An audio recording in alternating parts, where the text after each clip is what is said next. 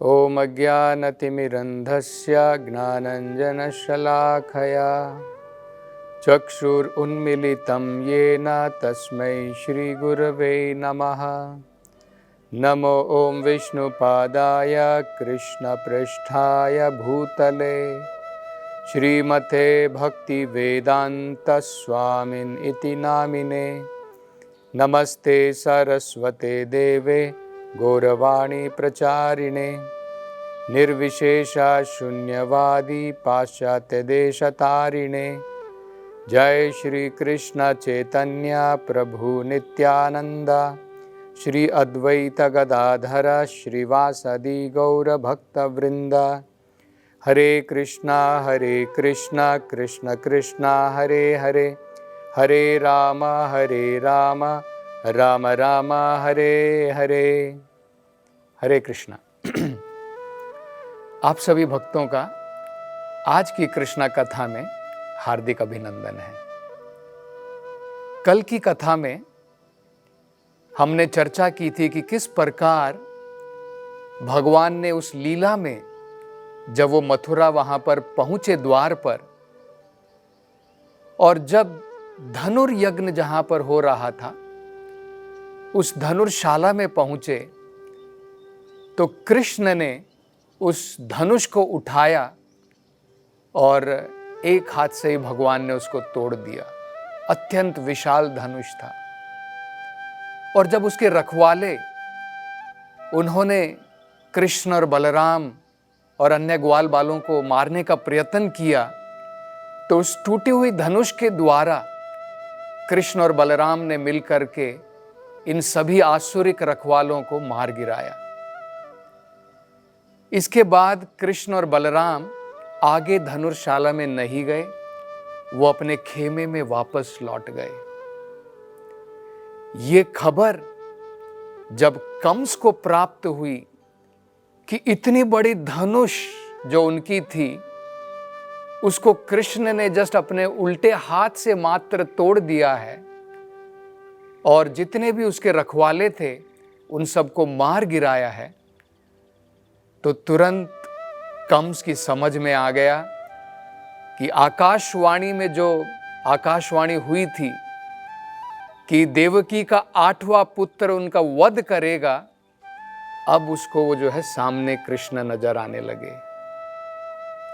अब उसकी समझ में आ गया कि मेरी मृत्यु निश्चित है।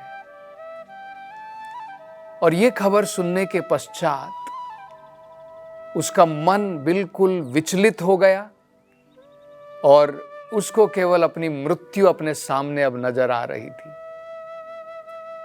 पूरी रात्रि उसको नींद नहीं आई, उसका मन अत्यंत विचलित था। जिस प्रकार से हमने कभी कभी सुना होगा, जिस व्यक्ति की मृत्यु निश्चित है, मान लीजिए हम देखते हैं किसी व्यक्ति को फांसी लगनी है, उसको अगले दिन तक जब तक फांसी नहीं लगती पूरी रात्रि नींद नहीं आती है। कंस की दशा हम केवल सोच मात्र सकते हैं।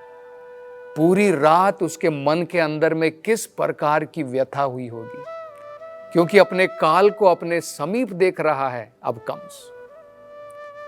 उस समय, सोते समय, जागृत समय अनेकों प्रकार के अशुभ चिन्ह उसे जो है प्रत्यक्ष दिखाई देने लगे। वो जब अपना शीशे के अंदर में अपनी शक्ल देखता था तो उसे नजर आता था कि उसका धड़ सर से अलग हो गया है। इस प्रकार से उसे नजर आता था। जब वो जमीन के ऊपर चलता था तो उसको दिखता था कि पांव, मेरे जो पांव के निशान है जमीन के ऊपर, वो पांव के निशान नहीं दिख रहे। उसकी जो परछाइयां थी, उसकी परछाइयों में उसे छेद नजर आते थे। ये बड़े अशुभ चिन्ह होते हैं। उसे जब वो आकाश की तरफ देखता था तो उसे दिखते थे कि एक नक्षत्र दो दो हो गए। इस प्रकार के भ्रम उसे जो है नजर आने लगे। जब वो पेड़ों को देखता था तो उसे लगता था कि ये सारे पेड़ जो है सोने के बने हुए, स्वर्ण के बने हुए हैं। और नींद के समय में जब स्वप्न देखता था, उस स्वप्न में देखता था, कई बार उसको स्वप्न में नजर आता था कि गधे जो हैं अपनी गाड़ियों के अंदर में वो गाड़ी चला रहे हैं और उस गाड़ियों के अंदर में भूत और प्रेत आत्मा बैठ करके जा रहे हैं। उसी प्रकार से स्वप्न में उसे दिखाई देता कि वो नग्न जो है सड़कों के ऊपर जा रहा है, एक माला फूलों की पहन करके, पूरे शरीर के ऊपर उसके तेल लगा हुआ है। इस प्रकार से अनेकों प्रकार के अशुभ चिन्ह जो है उसे दिखाई देने लगे और अब उसको ये निश्चित हो गया कि उसकी मृत्यु अत्यंत निश्चित है और अत्यंत नजदीक है। तो केवल वो रात्रि का जो है प्रतीक्षा कर रहा था कि कब रात्रि पूरी हो और मैं सवेरे जो है किसी न किसी प्रकार से जल्द ये जो मल्ल युद्ध मैंने जो आयोजित किया है इसका आयोजन करूं बढ़िया प्रकार से, और कृष्ण और बलराम को यहाँ पर आकर के किसी न किसी प्रकार से यहाँ पर आने से पहले या फिर यहाँ पर आने के बाद मल्ल युद्ध में उनका वध करवा दूं। तो उसकी प्रतीक्षा में था। तो जैसे ही सवेरे हुआ, तुरंत जो है कंस अनेकों प्रकार की तैयारियों में लग गया और पूरे जो है रंगमंच को जहाँ पर मल्ल युद्ध होने वाला था, बड़े ही सुंदर प्रकार से उसको सजाया गया। अनेकों प्रकार के फूलों के द्वारा, तोरणों के द्वारा उसमें ध्वज थे, पताकाएं थी, बड़े सुंदर प्रकार से जो है उस रंगभूमि को वहां पर सजाया गया। बाद में जितने भी वहां पर राजा थे, सब ने अपने अपने स्थान ग्रहण किए। तो राजा तो जैसे वीआईपी होते हैं, तो उस प्रकार से उनके लिए अलग स्थान जो है वहां पर था। कई बार हम स्टेडियम वगैरह में जाते हैं, तो जैसे स्टेडियम के अंदर में अलग अलग खाने होते हैं, अलग अलग जगहों पर अलग अलग लोग बैठ सकते हैं। इसी प्रकार से ये रंग भूमि जो इसी प्रकार का आयोजन किया गया था, अलग अलग प्रकार के लोग अलग अलग जगह बैठ सके। तो राजाओं ने अपना अपना स्थान ग्रहण किया। ये सारे जो है कंस के दोस्त थे, आसुरिक राजा थे, तो उन्होंने भी अपना स्थान ग्रहण किया। नंद महाराज अपने ग्वाल बालों के साथ में आए, उन्होंने भी अपना स्थान वहां पर ग्रहण किया। और कंस जो है अपने सहचरों के साथ में, मंत्रियों के साथ में वहां पर अंदर आया उस रंगशाला के अंदर में, और रंगशाला में उनके आने के बाद में उसने अपना उच्च स्थान वहां पर ग्रहण किया। सभी लोग जो है अलग अलग जगहों पर थे और उसका स्थान जो था राजा की तरह उच्च स्थान पर था। तो अपने आसन के ऊपर जाकर के कंस जो है अपने मंत्रियों से घिरा हुआ वहां पर बैठ गया। भागवत में बताया है उसके मंत्रीगण वो भी बड़ा जो है ताकतवर था, बड़ी शक्तियां उसके पास में थी, देवता भी उससे घबराते थे। लेकिन अब जो है जब उसको अपनी मृत्यु बिल्कुल निश्चित नजर आ रही थी, उसका मन जो है, उसका हृदय जोर जोर से धड़क रहा था डर के मारे। चारों तरफ अनेकों प्रकार के मंत्रियों से घिरा है, लेकिन फिर भी हृदय जो है जोर जोर से धड़क रहा है। फिर भी किसी न किसी प्रकार से आकर के अपने आसन पर बैठा। नंद महाराज और बाकी ग्वाल बालों ने जो गांव से राजा के लिए लेकर के आए थे, दूध दही सब उनको जो है अर्पण किए, और उसने भी, कंस ने भी उनका स्वागत किया और उनको बैठने के लिए कहा। उसके बाद में उसने जो आदेश दिया कि मल्ल युद्ध अब जो है इसकी सारी व्यवस्था हो गई है, अब ये प्रारंभ होना चाहिए। तब वहाँ पर नगाड़े बजने लगे, ढोल बजने लगे, और जैसे ही नगाड़े बजने लगे उस समय में जो कंस के जो मल्ल योद्धा थे, बड़े बड़े ताकतवर मल्ल योद्धा थे, चानूर, मुष्टिक, शल, तोशल, कूट, इस प्रकार के अनेकों जो है मल्ल योद्धा वहाँ पर पधारे।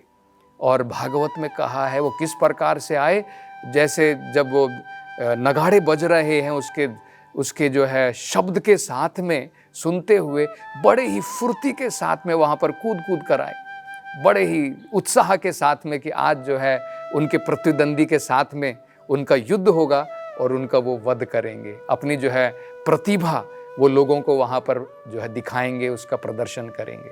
तो इस प्रकार से ये वहाँ पर आ गए। और जब कृष्ण और बलराम ने उन्होंने भी इस नगाड़ों की आवाज़ सुनी, तो उन्हें भी पता चल गया अब जो है मल्ल युद्ध शुरू होने वाला है। तो ग्वाल बालों के साथ में कृष्ण बलराम जो है वहाँ पर इस मलशाला के लिए, यहाँ पर रंगशाला में प्रवेश करने के लिए वहाँ पर जाने लगे। जैसे ही कृष्ण और बलराम उसके द्वार पर पहुँचे, रंगशाला के द्वार पर पहुँचे, कंस ने वहाँ पर जो है एक मतवाले हाथी जिसका नाम था कुवलयापीड़, ये कुवलयापीड़ जो है अत्यंत मतवाला हाथी था। भागवत में कहा है 1000 हाथियों के बराबर उसमें दम था।